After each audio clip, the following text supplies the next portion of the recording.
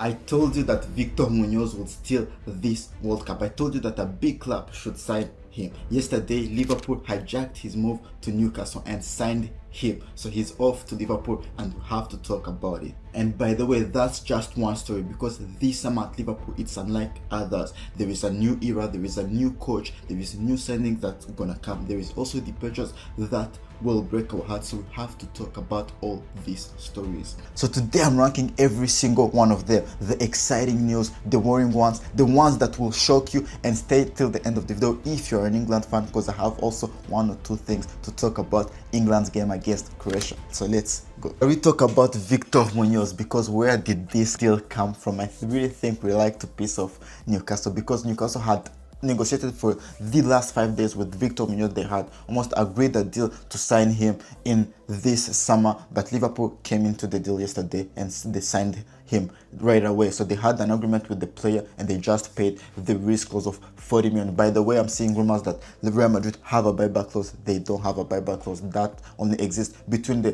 parent club and the sell club. But Victor Munoz didn't come from Real Madrid. He was sold by Osasuna, so which means that Real Madrid don't have a buyback clause, and Fabrizio Romano has confirmed it. But what do I think about this player? Honestly, I didn't have time to think about anything about this player. Of course, I had saw some highlights this season. I didn't really watch Osasuna, not gonna lie and tell you that I watched a lot of games of Victor Munoz. I saw him debuting with Real Madrid long ago, and I had seen someone with potential, and yesterday I had time to watch some of his games also, and honestly I like this deal.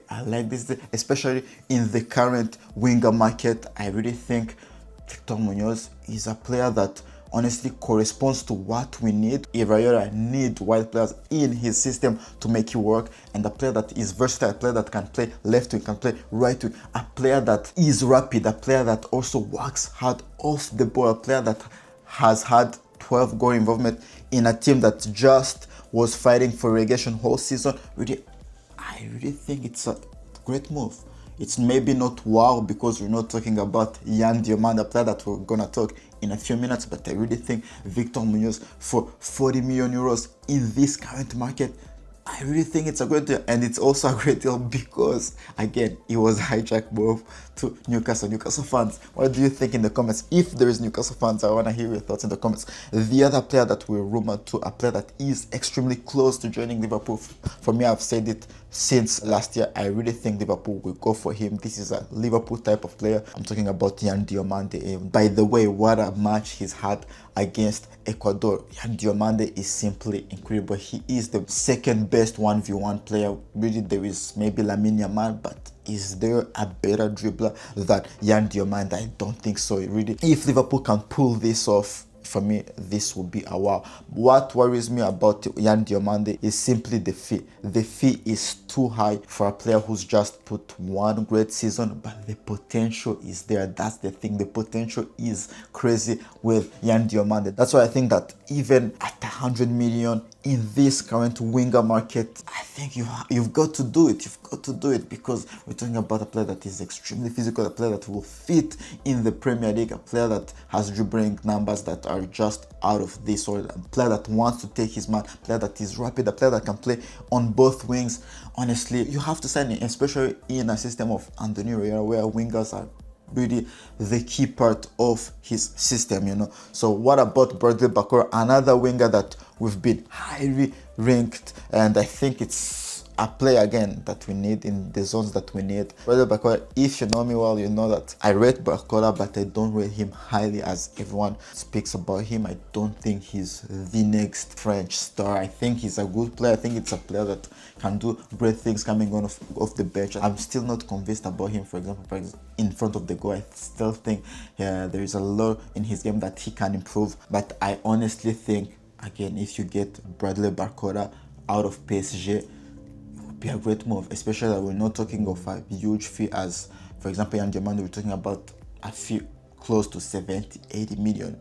If you can convince him for that fee, and apparently he also wanna leave PSG this summer to maybe to play first team football. If you can get Barcola in the same summer as Diomandé, honestly, this would be a top transfer window. But this transfer window wouldn't be complete if you don't sign a midfielder. I really still think Liverpool need the number 6, especially watching that Gravenberch performances for Netherlands against Japan. Gravenberch is a number 8. Gravenberch is your blocker. Gravenberch is a player that will benefit from Antonio Iraola's system. Gravenberch is not a number 6. If you can partner him to a destroyer, someone who wants to build from the back, someone who is really comfortable in those zones, in that number 6 role, I think Liverpool will be scary next season. And a player that I've talked about recently is Bouaddi, is rumored to join either Liverpool or Arsenal, and I'm still everyone online shocked about the Bouaddi performances. Guys, where were you against Real Madrid in the Champions League at 17 years old when he was putting masterclasses?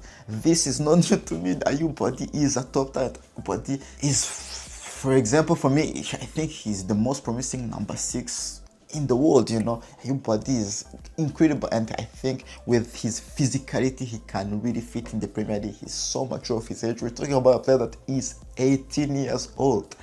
I don't know how France have missed on a player like him. For me, if Liverpool can put up this move, but and we're talking about a fee around 60 million. For me, that would be a wow. That would be a wow also. What about Darwin Nunez? There is a lot of rumors coming out this week of Darwin Nunez returning to Liverpool. Apparently, Liverpool want Darwin Nunez as a second option striker. We know that Ekitike will miss half of the season, so having in a player like Darwin Nunez would be maybe not a bad idea. I see what people mean. I see a lot of Liverpool fans still attached to Darwin Nunez, but honestly, I don't believe in this. And I think for me, it's a straight now, because if you can't succeed in the Saudi League, which of course it's also not on him, also the fact that they've signed another striker when he just joined is not his fault, but if you haven't succeeded in Saudi League, leaving Saudi League on a free at 26 years old, for me, Darwin Nunez, he's already had his story at Liverpool. We know how it went. He's won also things for Liverpool, a player that I think I'll always remember. He was so chaotic, but I don't think that it's the right time to bring him back. If Liverpool want the same profile, for example, a player that can bring in something for me, I'd rather get a loan of Nicholas Jackson. Maybe I'm crazy, but Nicholas Jackson for me on loan would be a far better idea than Darwin Nunez. And the other rumor that I really liked coming out this week was Lamine Camara. Liverpool really want to add an extra midfielder, especially with the departure. We'll talk about it in a few minutes of Curtis Jones. Probably there's also McAllister that is rumored to exit. So Liverpool will add an extra body in the midfield. Lamine Camara to Liverpool. I've talked about Lamine Camara. I've talked about how I really like him. He's been, for me, the best player outside of the top 4 in Ligue this season. The technical quality that he has, the physicality, the amount of ground duels that he wins. We're talking about really a great all-around midfielder. And I would like to see him at Liverpool, but the thing is that Lamine Camara is an 8 for me. He's not a 6. Yes, he can play as a 6, but he's not a 6. We're not talking about Mamadou Sangaré, the other player that I've talked about, that Liverpool should be targeting, the Lens player. If you haven't seen the video, I'll leave it in the description. Lamine Camara would be a great alternative. He can bring in physicality in that midfield, but I still think he is not an 6. If you sign, for example, a number 6 and Lamine Camara, now we're talking, but I don't think that will happen. I'll still put this in a great move, because again, Lamine Camara adds you an extra body in the midfield, adds you some physicality in the midfield. I really think Liverpool should view the midfield also as a priority after the wings. And a player that would leave if Lamine Camara is bought is Curtis Jones. Honestly, I've talked about Curtis Jones a lot on this channel, and I really think it would be a huge mistake, especially for the fee I'm seeing around 25-30 million only for a player like Curtis Jones. I really think that would be a huge mistake, especially again that there is a new manager coming in. Curtis Jones, I see him playing. For example, we're going to talk about Alex Scott in a few minutes. I see him doing the Alex Scott role really well. Talking about a player that is good on the ball, a player who has that quality on the ball, that technical level on the ball, a player that presses really hard. We're talking about a manager that will bring, again, pressing principles back at Anfield. Who is the one of the best pressers in the team? It's Curtis Jones. He's your home ground. He's a scouser. Fans naturally connect with Curtis Jones. Really, selling Curtis Jones for me would be a huge mistake, especially for that pay. If there is a club that comes in for 60, 70 million, now we can talk I would understand that Liverpool listened to the offers because the offers would be too good, but at 25-30 million for Curtis Jones, I really think that would be enough for me. What about Alex Scott? You know how well I like Alex Scott. Of course, Antonio Iraola joined Liverpool. A player that played well for Antonio Iraola should be remarked to Liverpool. And Alex Scott has also talked about his move to Antonio Iraola's move to Liverpool, and has said that Liverpool fans should be excited. Liverpool fans should really be expecting much next season. And Alex Scott, honestly, you all know that it's a player that I really like. I've done videos talking about players that would have deserved the team of the season, players that would have even deserved an England call-up.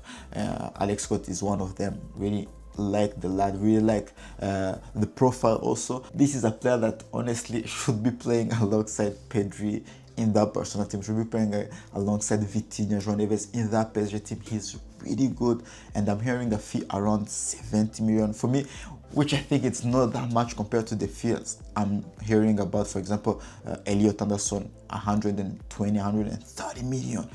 So for me, 70, 80 million for Alex Scott is not that much. The potential is there. Arsenal are also interested, but again, I really think his profile, with have players that can play his profile, have a player, for example, like Curtis Jones, a player like Trey Anoni, who is coming in, who I see him also having that role. For me, he won't be the priority. If Liverpool brings him, I think would be a decent move. I really think it would be a good move, but in terms of profile, in terms of the needs of the team, I don't think that this is a player that Liverpool must go look at him right away. You know, the player that I think Liverpool should look at him, and I had initially put him in my Liverpool rebuild, is Adam Morton. Adam Morton, what a performance he's had in that Conference League final. I have said that Adam Morton, I don't see him really as really number 6. He's not more of an aggressor on the ball. He doesn't win you the balls that much. He's more of a tempo setter. He's more of a ball playing number 6, but he can do both. He can do both. And his performances in the Conference League final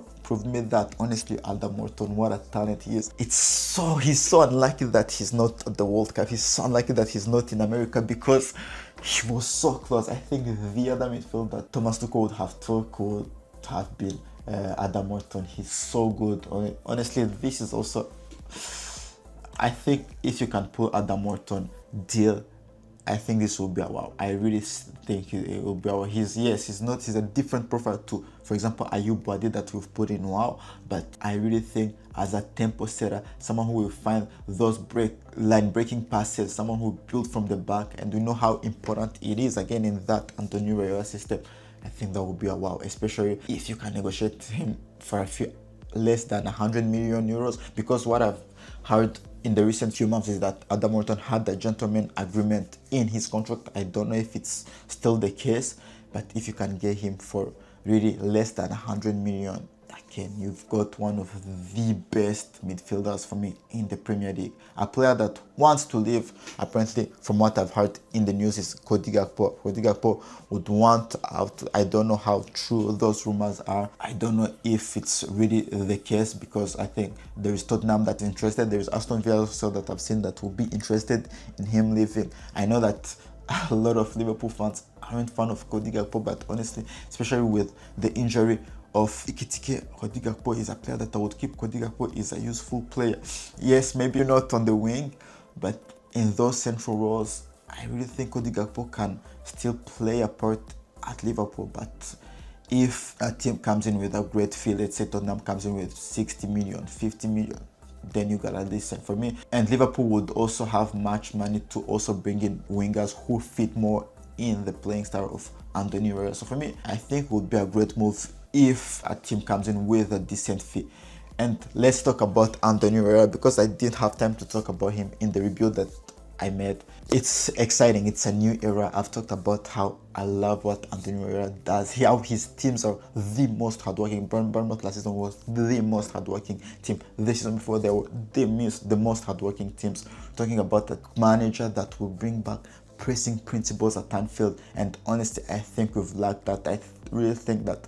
And he also gets it, because when I was listening to his press conference, he was talking about emotions, how his team has to also bring the crowd with him. I really think this is a manager that wants to also work with the youth. This is a manager that is really also not stuck in one idea, in one way of doing this. A manager that is extremely flexible. We've seen him play the 4-2-3-1 at Bournemouth. We've seen him playing 4-2-2 at Bournemouth as well. This is a manager that really would also like to work with players like Florian Wirtz, for example, in the number 10 role, with wingers. As I've said, a player like Kerkez would be highly beneficial with a manager like Iraola. I can't wait to see how it will work with Liverpool, how the players will, with the new playing style. Is the best manager you could have went on the market. So for me, this is a wow. Talking about wow, let's talk about the England performances yesterday. I really think England have everything to win this World Cup. I know that my prediction was Portugal to win it, but I'm really seeing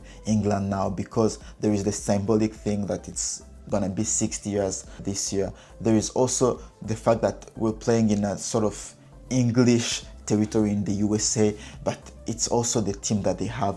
Looking at the team, and yesterday confirmed it, they have the best, again, the best team for me, the most complete team. When you have the luxury, again, I'm sorry Jude Bellingham, I'm sorry if you I'm sorry that I've doubted Jude Bellingham. I had said that Morgan Rogers would start over Jude Bellingham, but when you have the luxury to start Jude Bellingham and to replace him later with a player like Morgan Rogers, I really think you can beat everyone. Honestly, the starting 11 is as good as it gets. Maybe there is issues on the defense. I really think Marghi is missing in that team.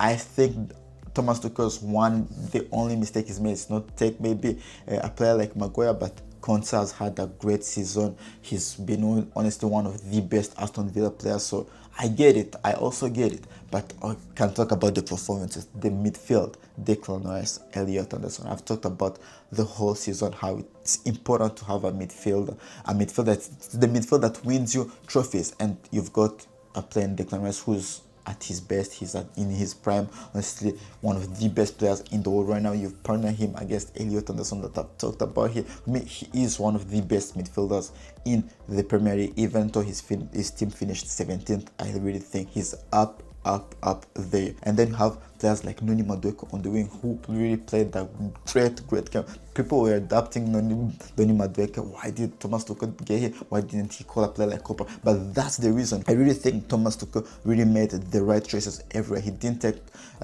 profiles like Foden, like Palmer, who would really play in the same zone at Jude Bellingham as Morgan Rogers. He really took players, for example, who really played just on the wing, like a player like Noni Madueke. I really liked the creativity. I really liked everything. This is a player that isn't shy to take on his man. Really, I really liked what he does. And can we talk about Harry Kane? Can we talk about how it's a cheat code having Harry Kane in your team? This is a player that can play as a first nine, as a target nine, as a poacher. He can do everything. You can give him the ball, he can find you incredible through pass. You can find him. Also, his aerial ability is insane. Set pieces, he doesn't really miss a penalty. Yes, he missed the first one, but before it was retaken, the other one, there was no doubt that he was scoring. Harry Kane is really a cheat code in this modern football. He can do everything, and I'm really close to saying that for me, he is the best English player of all time. I won't be shocked if Harry Kane wins a Ballon d'Or really soon, because again, when you have Harry Kane in your team, it's as if you start at 1-0. What I always asked Harry Kane is to be also that good in big games. For me, if he can do that for example, in the semi-finals, if England qualify in the finals and go and win it, for me, there will be discussions about who's the best English player of all time. And again, Jude Bellingham, the runs, the quality, the technical quality level, the pressing, the mindset. Honestly, Jude Bellingham is a great, and his season at Real Madrid was gonna make me forget the talent, the level of talent you have, the clutchness. Also, I had told my friend that Jude Bellingham would score in this type of game. If he starts, Jude Bellingham, that's his games to score. Also, that pass from Elliot Anderson to find him. Really, this England team for me is as complete as it gets. And when you see that they can bring in players like Marcus Rashford, Bukayo Saka, Oli Watkins, honestly, I really think this England team can go all the way. Let's see. They have won their first game against Croatia, winning the first game against also a Croatian team that hasn't really also done that much in the game.